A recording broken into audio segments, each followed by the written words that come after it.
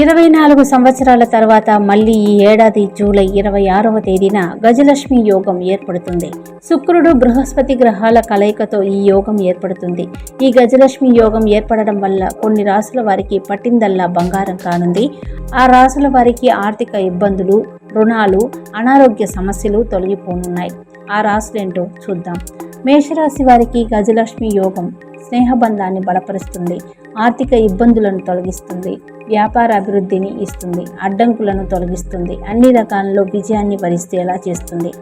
ఇక మిథున రాశి వారికి గజలక్ష్మి యోగం శుభాన్ని ప్రసాదిస్తుంది. కుటుంబంలో ఆనందం, ఆర్థిక కెరీర్ పరంగా మెరుగైన పరిస్థితులు చేకూరుతాయి. అలాగే సింహరాశి జాతకులు ఈ యోగం వల్ల ఆర్థికంగా బలపడతారు.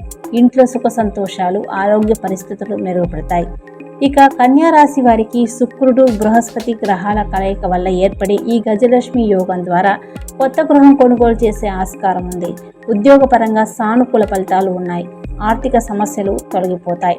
తులారాశి వారికి గజలక్ష్మి యోగంతో వారి జీవితంలో ఆర్థిక సంతోషాలు కల్పించబోతుంది. బ్యాంకు బ్యాలెన్స్ పెరుగుతుంది. కష్టానికి తగిలిన ప్రతిఫలం దక్కుతుంది అంటున్నారు జ్యోతిష్య నిపుణులు.